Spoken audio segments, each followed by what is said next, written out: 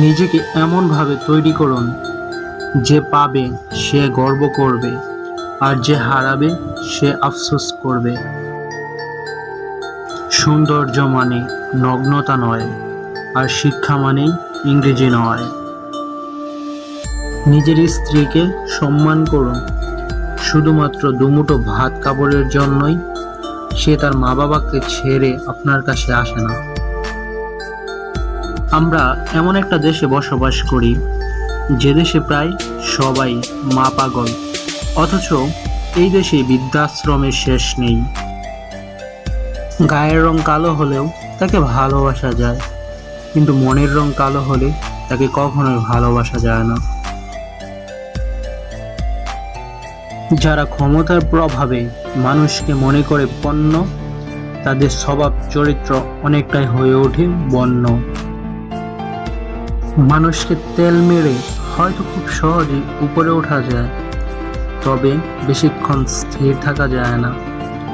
পরিশ্রম করে নিজের যোগ্যতায় উপরে উঠুন, আপনার স্থায়িত্ব নিশ্চিত। অনেকেরই তার বাবার রেখে যাওয়া সম্পদ মনে হতে পারে খুবই অল্প, কিন্তু এগুলো তার বাবার হাজারো ফোঁটা ঘামের ভেজা গল্প। আপনি যখন মানুষ হয়ে জন্মগ্রহণ করেছেন, তখন মনুষ্যত্ব বজায় রাখাটা আপনার ধর্মের মধ্যেই পড়ে। যদি হাওয়া খেতে হয় তাহলে নদীর ধারে যান, যদি সুন্দর পর্বত দেখতে চান তাহলে হিমালয়ে যান। ভালো মানুষ হতে হলে ভালো মানুষের সঙ্গে মিশতে হয়, ভালো মানুষের লেখা পড়তে হয়, ভালো মানুষের জীবনী পড়তে হয়। লোহাকে কেউ কখনো কষ্ট দিতে পারে না, কিন্তু তার মরীচিকা তাকে নষ্ট করে দেয়।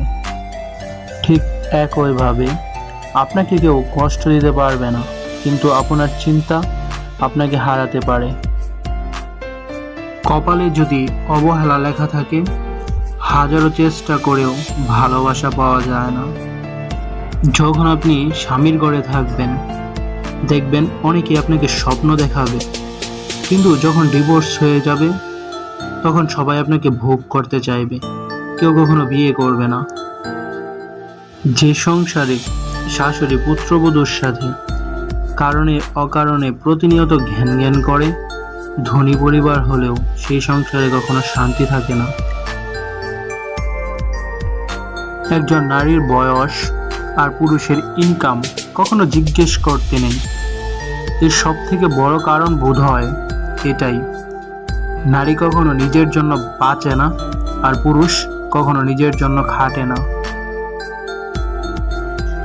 এই নিঃস্বার্থ পৃথিবীতে কেউ ব্যস্ত নয়, যার যতটা প্রয়োজন সে আপনাকে ততটুকুই গুরুত্ব দিবে। মা, যিনি সবার অভাব পূরণ করতে পারে, কিন্তু মায়ের অভাব কেউ কখনো পূরণ করতে পারে না, কখনো না। এ জগতে কোনো সম্পর্কই স্থায়ী নয়, একদিন না একদিন সব সম্পর্কে বিচ্ছেদ হয়ে যাবে। মৃত্যু তার আসল প্রমাণ।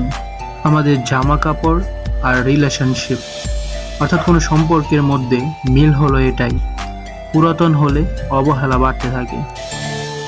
আসলে একটা কথা জানেন তো, স্বামীর চেয়ে আপন আর কেউ কখনো হয় না।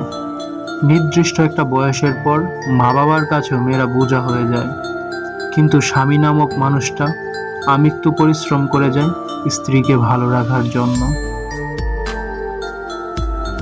আপনাদের বাচ্চাকে হারতে শেখান, হেরে গিয়ে আবার দৌড়াতে শেখান, দৌড়াতে গিয়ে পাশের বন্ধু হুচট খেলে তাকে টেনে তুলতে শেখান, ভাগাভাগি করে খেতে শেখান, বন্ধুর পাশে থাকতে শেখান। অন্যায় করলে শাস্তি দিন, প্রাপ্তি বুঝুক, অর্জন করা বুঝুক, সম্পত্তি আর সম্পদের পার্থক্যটা বুঝুক। এই পুরো পৃথিবীর মধ্যে একটি মাত্র হোটেল আছে, যে হোটেলে থাকা খাওয়ার কোনো কিছুরই বিল দিতে হয় না, আর সেটা হলো মা বাবার হোটেল।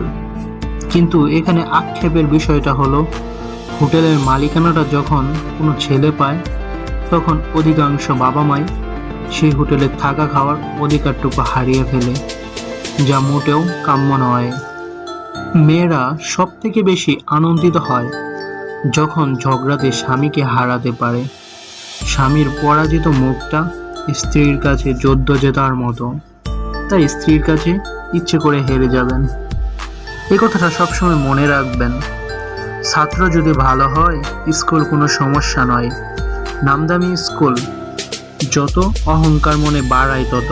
প্রাথমিক স্কুলে যারা পড়ে তারাই দেশটাকে গড়ে।